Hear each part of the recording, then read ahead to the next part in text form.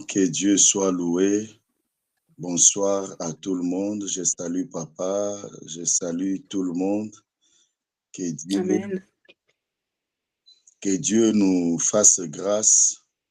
Il nous a réunis et nous sommes dans la joie d'être en ce moment pour partager la parole de Dieu. Que Dieu soit loué, que Dieu soit glorifié. Bien-aimés dans le Seigneur, nous sommes en train de parler sur la consécration à Dieu. Et il y a eu beaucoup de sous-points ou de sous-thèmes que nous avons déjà partagés, beaucoup de serviteurs de Dieu. Et nous voulons encore ajouter quelque chose qui va nous pousser à réfléchir. Parce que lorsque Dieu parle à son peuple, il faut que nous puissions écouter. Je crois que c'est dans Psaume, la Bible dit, une fois Dieu a parlé, deux fois j'ai entendu.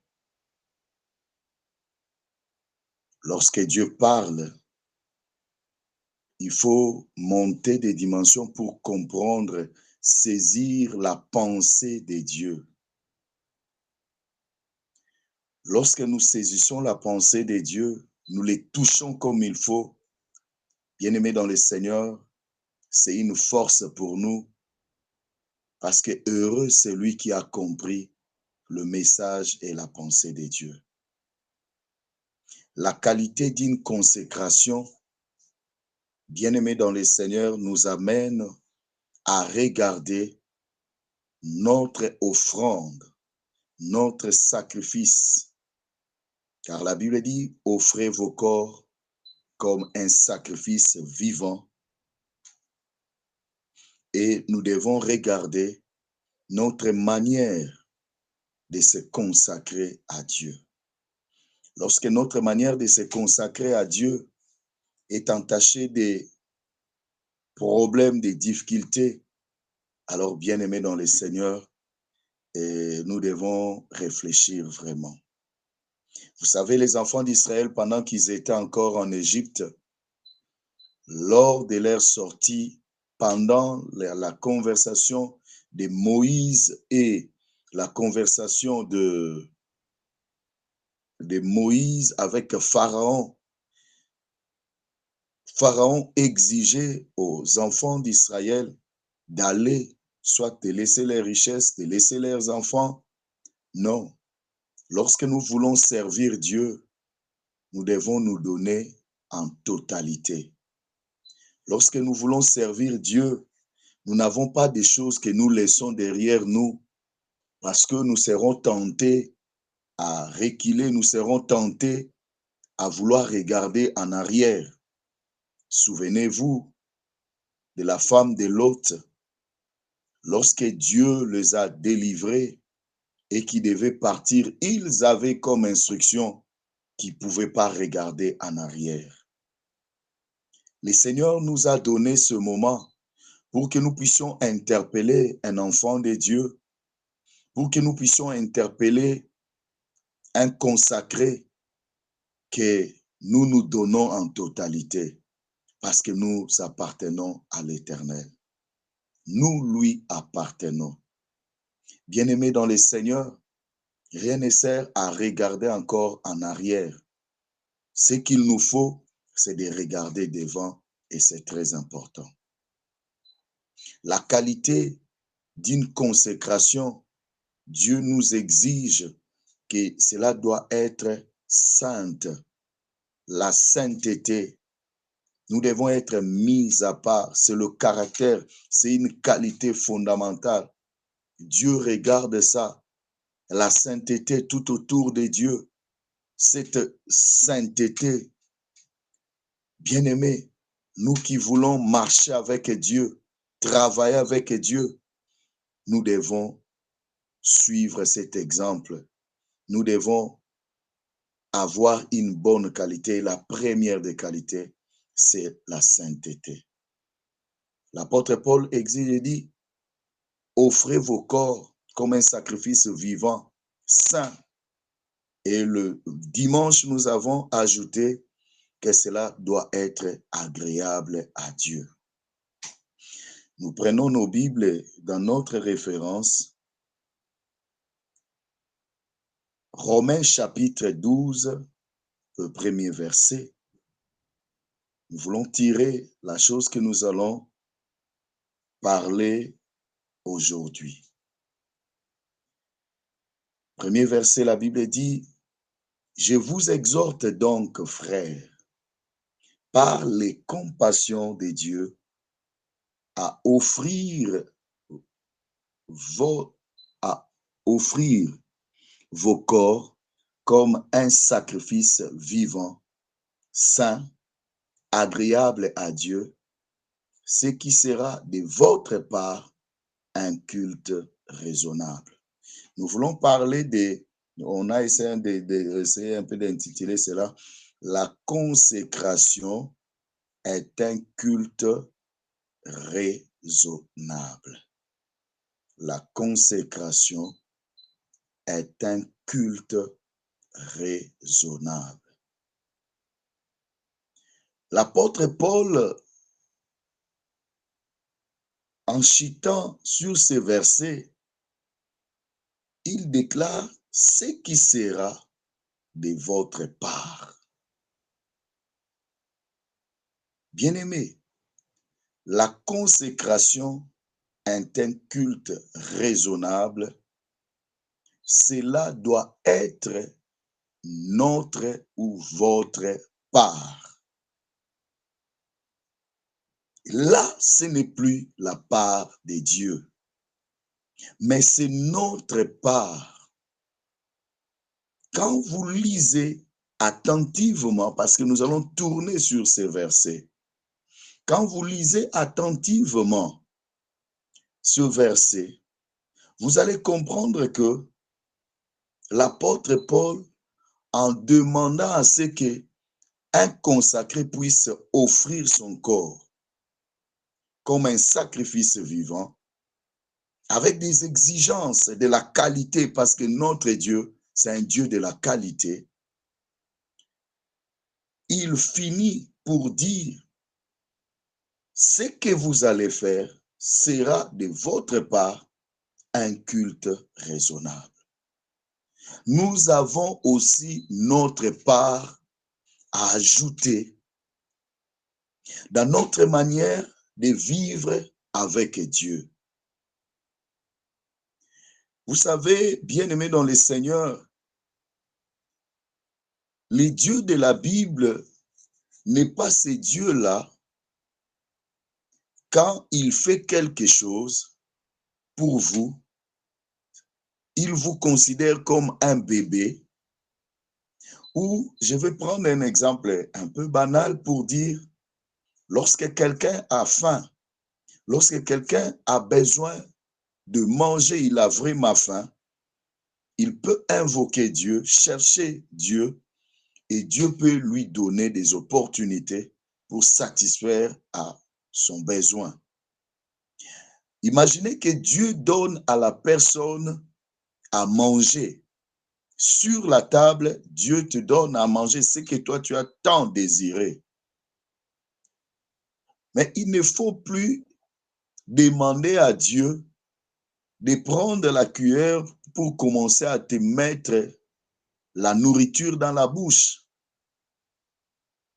L'homme a sa part, Dieu a aussi sa part. Dans la consécration à Dieu, c'est notre part. L'apôtre Paul nous pousse afin que nous puissions remplir bien notre part. Parce que Dieu a accompli parfaitement ce qu'il devait faire.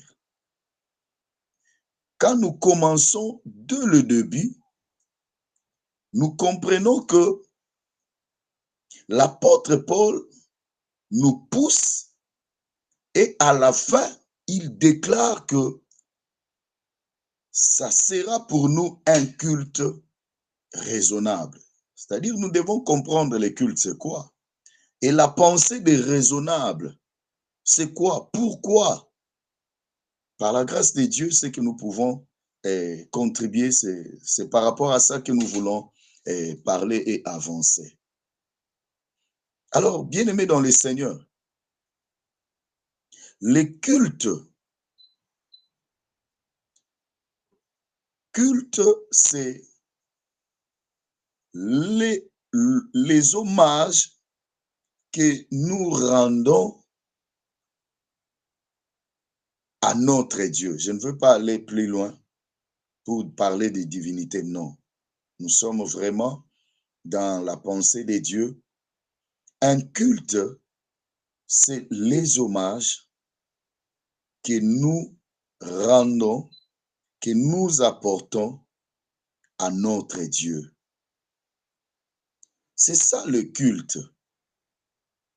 Nous devons rendre les hommages, les honneurs à notre Dieu, à celui qui nous a créés, à celui qui a tout fait, à celui qui a souffert pour nous, à celui qui nous a sortis de la souffrance, à celui qui lui a tout accompli. Nous devons lui rendre les hommages.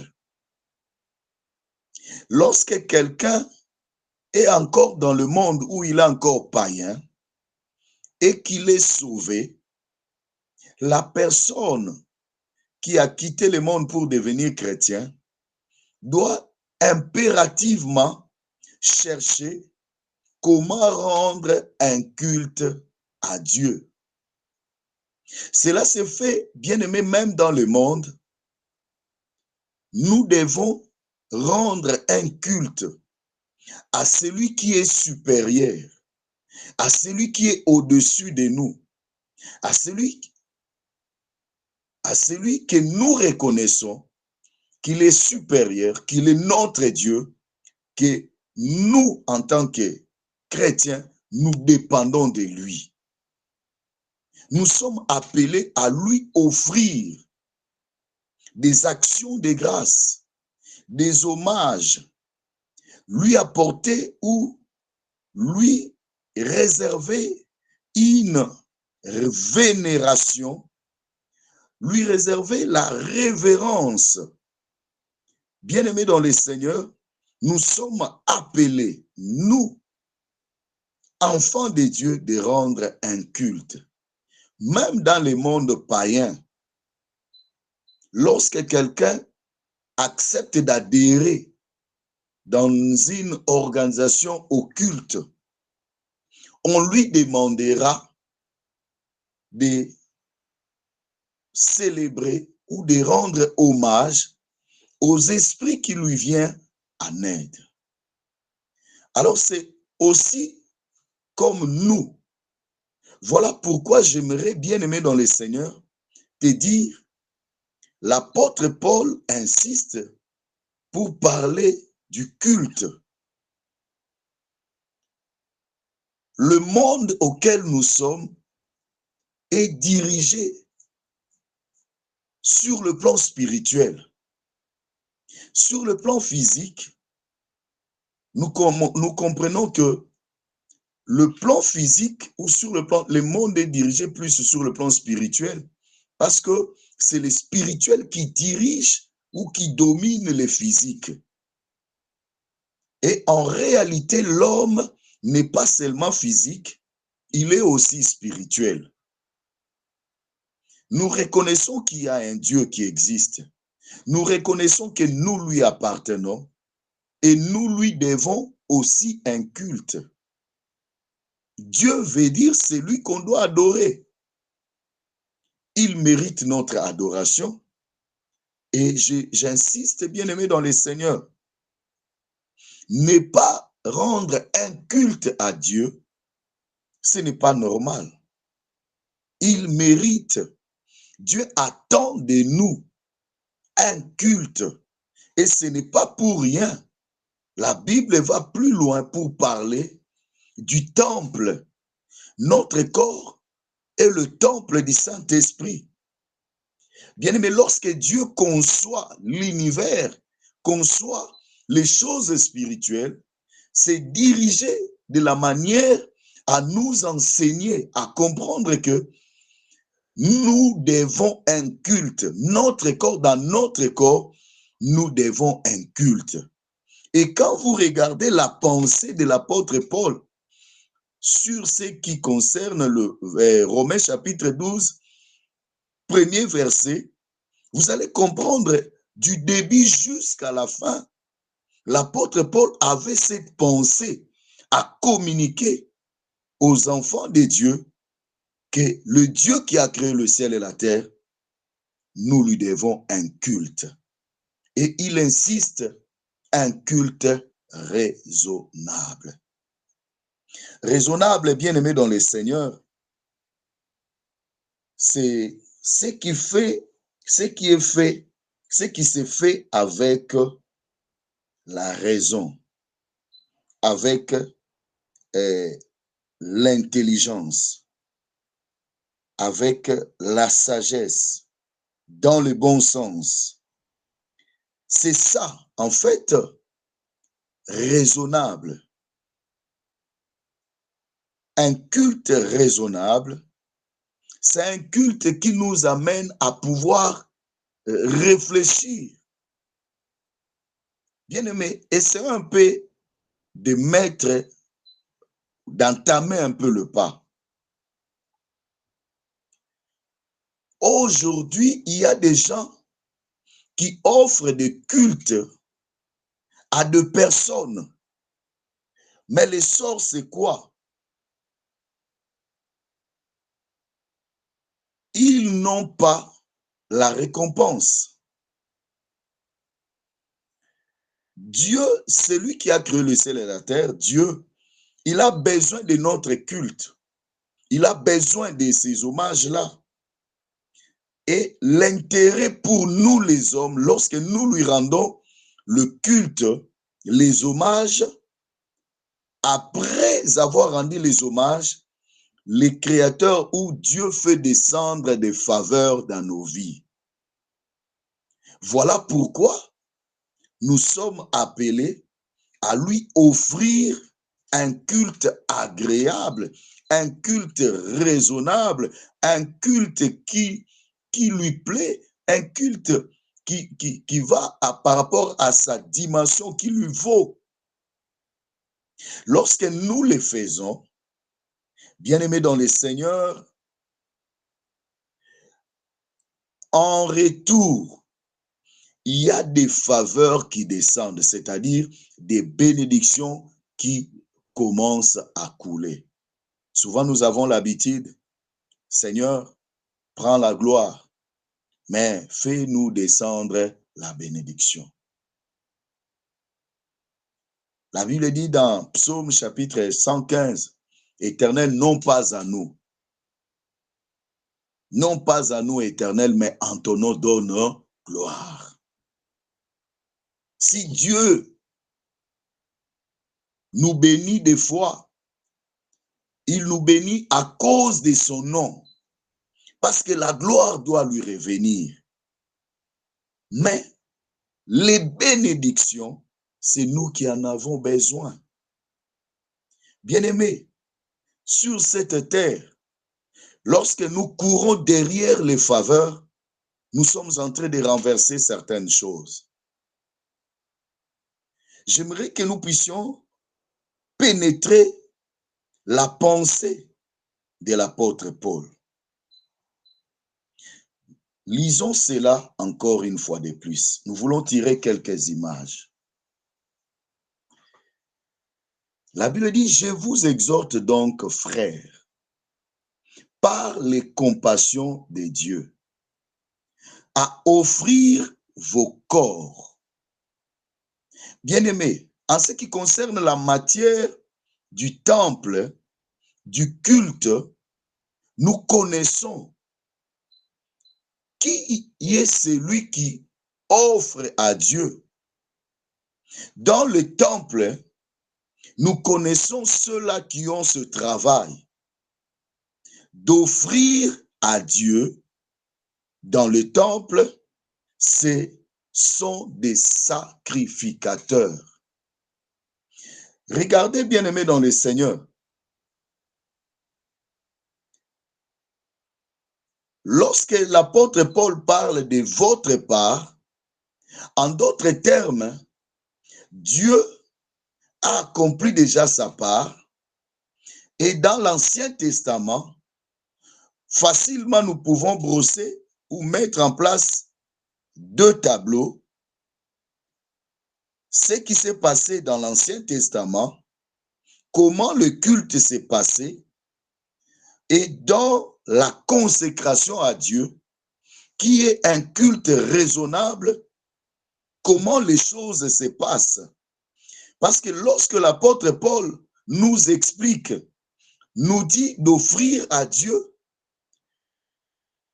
nos corps comme un sacrifice vivant, saint et agréable, qui sera pour nous un culte raisonnable, c'est-à-dire l'apôtre Paul nous explique la consécration à Dieu, c'est aussi un culte qui est raisonnable. Pourquoi nous parlons de raisonnable? Parce que ça nous pousse à réfléchir. Ça a des raisons. Si j'étais juriste, j'allais même bien parler là-dessus. Concernant ce qui concerne la raison, donner à des mots qui peut bien expliquer ces choses. Lorsque nous regardons, nous voyons que l'apôtre Paul nous amène dans la pensée du culte, dans la pensée du temple. Et depuis le début de la consécration à Dieu dans ces séminaires, nous sommes en train de tourner sur cette pensée. Alors il dit, à offrir vos corps comme un sacrifice. Bien-aimés, ceux qui offrent à Dieu, ce sont des sacrificateurs. Apocalypse chapitre 1er, verset 6 dit ceci. Apocalypse chapitre 1er, le 6e verset dit ceci. Nous lisons la partie A. Et qui a fait de nous un royaume des sacrificateurs pour Dieu son Père. À lui soit la gloire et la puissance au siècle des siècles. Amen.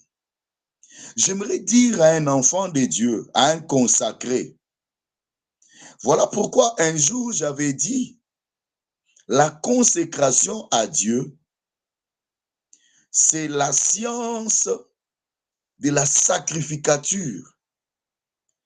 Nous sommes appelés à connaître les sacerdoces.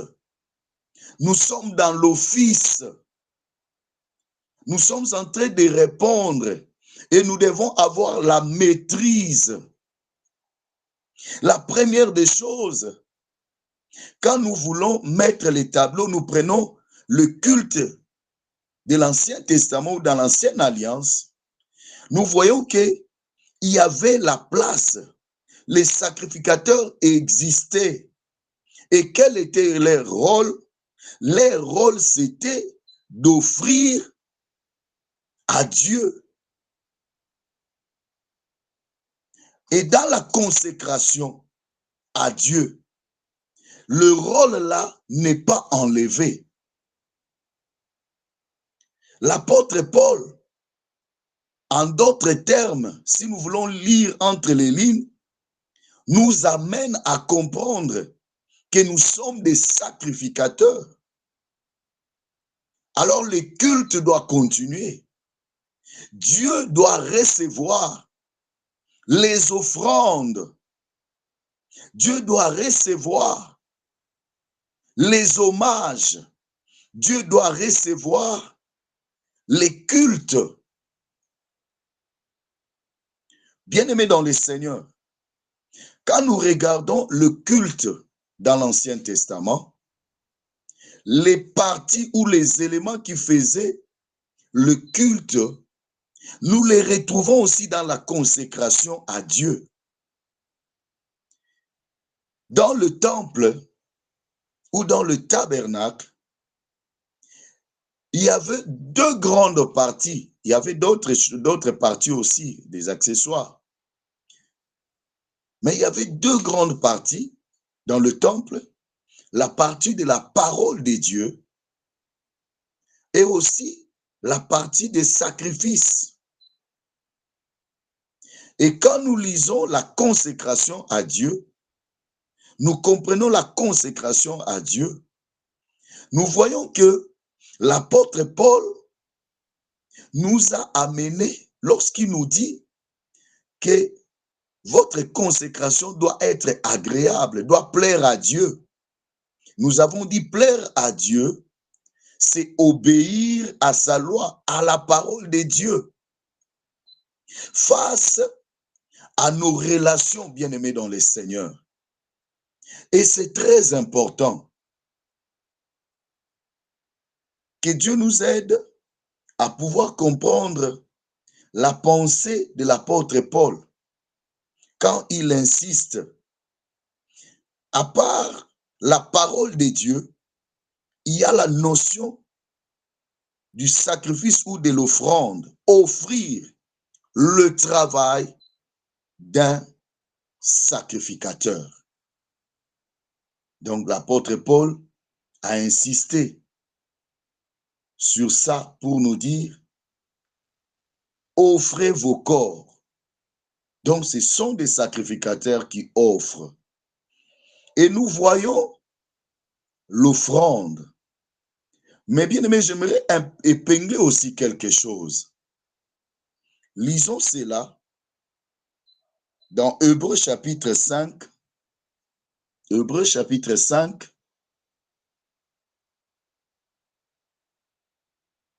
Le verset 3.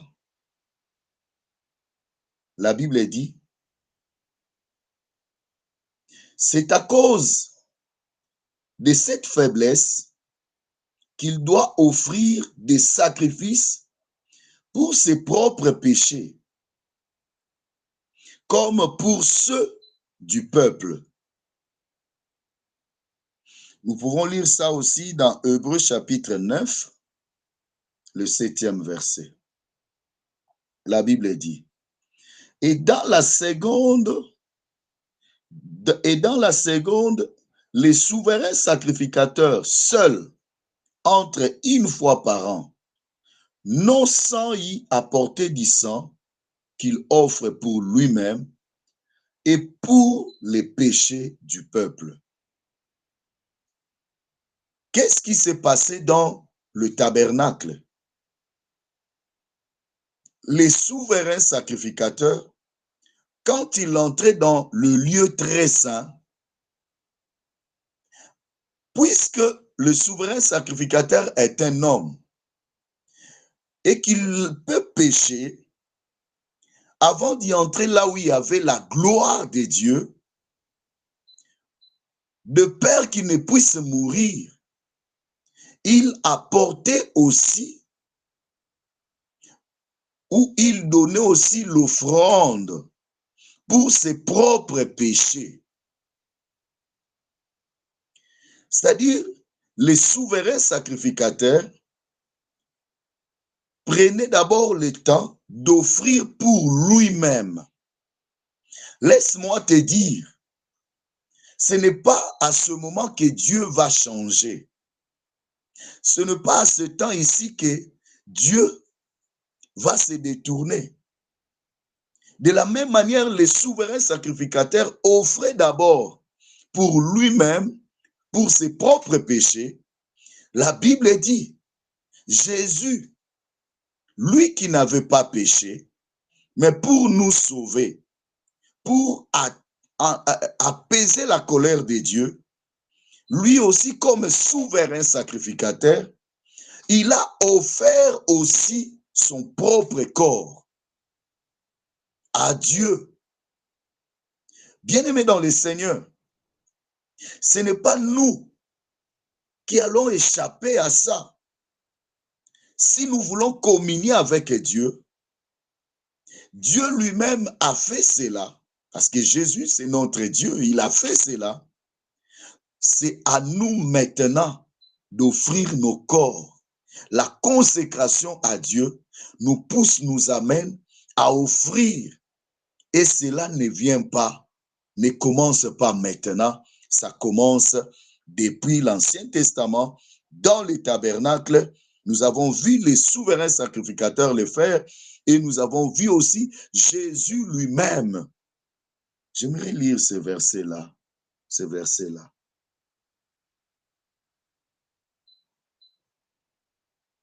Ce verset-là, c'est, je crois, toujours 9, Hébreux chapitre 9. 9. Alors, je dois continuer. La Bible dit, c'est une...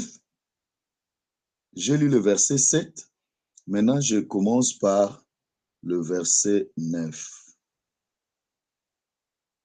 Il est écrit, c'est une figure pour les temps actuels où l'on présente des offrandes et des sacrifices qui ne peuvent rendre parfait sous les rapports de la conscience celui qui rend ce culte.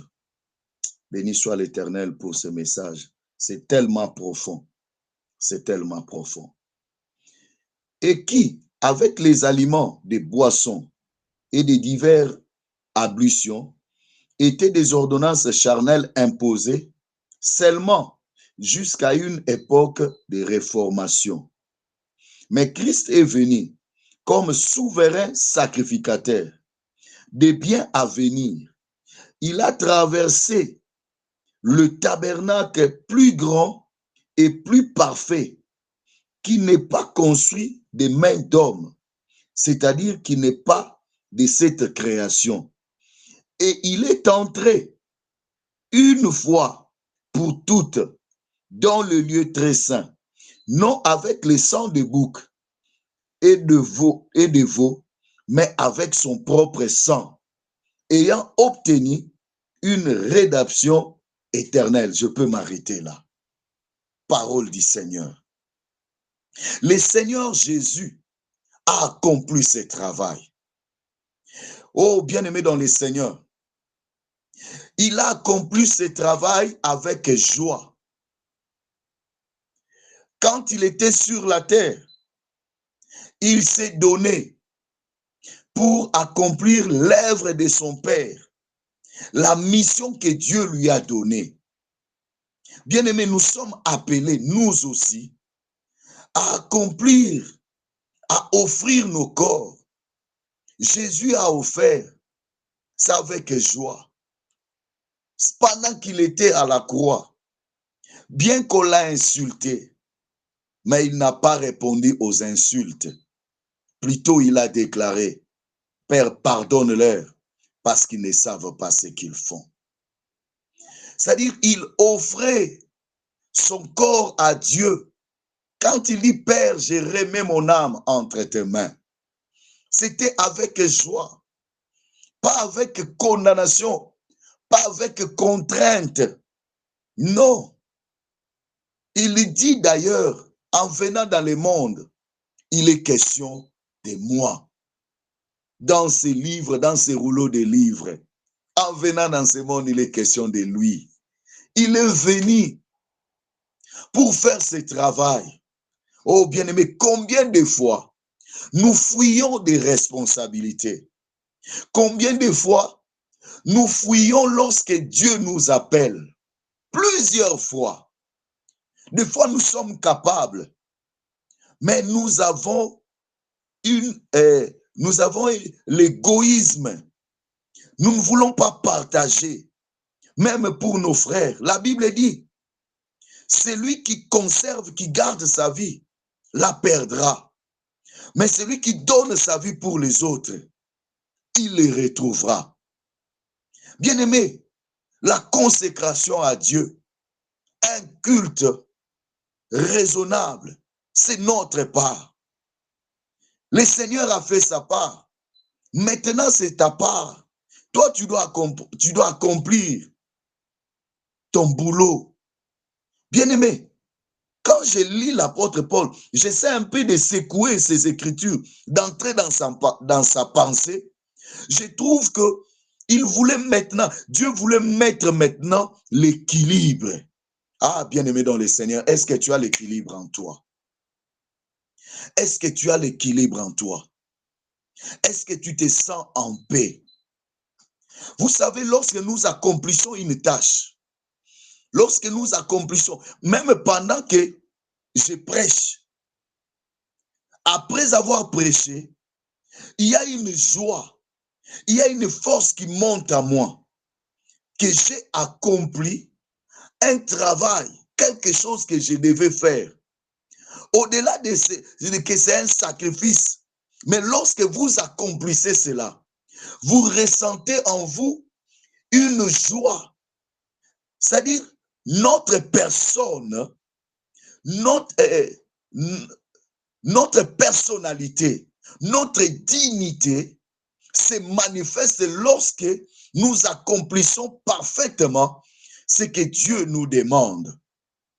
Alors, lorsque nous reculons ou nous évitons d'accomplir la parole de Dieu comme il faut, bien-aimés dans le Seigneur, nous sommes en train de disparaître. Notre force à nous, notre consécration à Dieu a une grande qualité lorsque nous nous pointons devant pour accomplir l'œuvre de Dieu avec assurance. J'ai dit à une personne, ta consécration à Dieu, quand tu l'accomplis, quand tu le fais parfaitement, quand tu te sacrifies, bien-aimé, ça a un grand prix, ça a une considération, une valeur, lorsque ça respecte ce que Dieu nous demande. Bien-aimé, l'apôtre Paul nous amène quelque part. J'aimerais que, ensemble, que nous puissions comprendre, le Seigneur est entré. Il a accompli sa part. Ce n'est pas facile.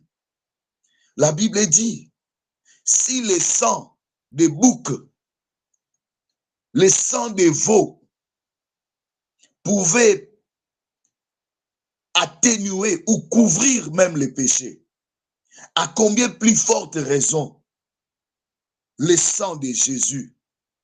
Quand nous lisons le verset 14 dans Hébreux 9, la Bible dit, cela va plus loin pour nous purifier notre conscience des œuvres mortes. Bien-aimés, ceux qui offraient les animaux, ils avaient toujours la conscience un peu, ils étaient toujours un peu comme s'ils avaient toujours la dette. Mais écoutez, l'œuvre que Jésus-Christ a accomplie a apporté quelque chose de plus. La Bible dit, ça nous purifie, ça enlève la conscience des œuvres mortes. Oh, bien-aimés dans le Seigneur, tel que nous sommes là, même si tu étais païen, même si tu as commis des fautes, tu as troublé la nature, tu as fait des choses qui est insupportable. Je te dis une chose, l'œuvre que Jésus a accomplie à la croix nous purifie des œuvres, nous purifie notre conscience de tout ce qui est mauvais, de tout ce qui ne plaît pas à Dieu.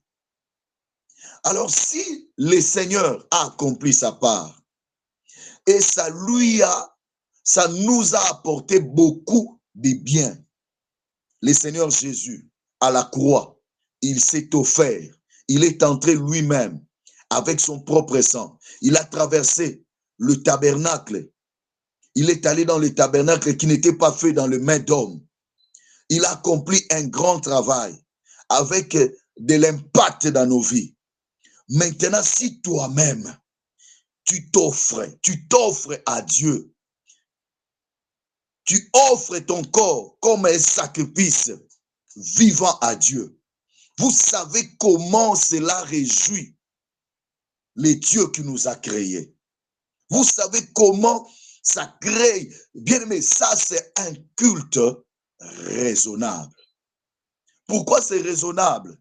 Il y a beaucoup de gens sur cette terre qui offrent des cultes, qui élèvent, qui rendent des hommages, mais ils finissent par être trompés. Ils finissent par ne rien recevoir. Vous connaissez.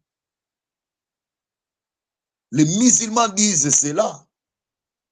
Mahomet dit, mais moi, je vais vous amener où? Mais nous avons l'assurance que Jésus, lui qui a offert son corps pour nous sauver, il nous a préparé, il nous a bien aimé accordé. Il y a des grands bénéfices lorsque nous acceptons Jésus. Maintenant, à combien plus forte raison, si toi-même, corps et âme, tu te donnes à Dieu, tu offres, tu fais la consécration. C'est ça le culte. La partie des offrandes dans un culte a aussi une grande considération. Lorsque la parole est enseignée, lorsque les offrandes sont données, bien aimé, par les offrandes on adore. Par les offrandes on adore. Non, nous accomplissons un culte qui rend gloire à notre Dieu. Bien-aimé, laisse que Dieu puisse être glorifié. Laisse que Dieu puisse être béni parce qu'il ne nous abandonne pas. C'est un bon moment pour nous de partager la parole de Dieu pour que nous puissions aller très loin. Donc, nous voyons l'offrande dans le culte. Nous voyons le sacrifice. Nous voyons le sacrificateur. La pensée du culte est là. Et c'est à nous maintenant de nous lever. C'est à nous maintenant d'accomplir le culte raisonnable. Dieu nous attend par rapport à cela. Nous étions en train de dire, la finalité d'un culte, c'est de rendre hommage à Dieu. Et après avoir fait cela, il y a des bénédictions qui descendent. Bien-aimés dans le Seigneur, culte raisonnable, c'est parce que nous essayons de voir les avantages, les conséquences lorsque nous lui rendons les hommages. Est-ce que nous sommes comme ceux-là lorsqu'ils offrent? Je prends l'exemple des prophètes de Baal. La Bible dit avec Élie, pendant qu'ils étaient réunis, vous savez, Élie était un homme très important, très intéressant. Il savait que si je les amène dans d'autres coins, peut-être on ne va pas se faire comprendre. Il les a amenés dans le sacrifice. Or, le Dieu de la Bible, c'est aussi un Dieu de sacrifice. Quand tu lis Lévitique, premier chapitre, deuxième chapitre, troisième chapitre, quatrième chapitre, cinquième chapitre, sixième chapitre, septième chapitre, ça parle de sacrifice. Et lorsqu'il fallait offrir, Élie a dit non, mais vous commencez d'abord. Ils ont rendu sacrifice à Baal, ils ont offert à Baal et Baal n'a pas répondu. Mais j'aimerais te dire, les dieux de la Bible, les dieux d'Abraham, d'Isaac et de Jacob Israël, les dieux de mon père, il écoute. Lorsqu'on fait un sacrifice, le sacrifice parle.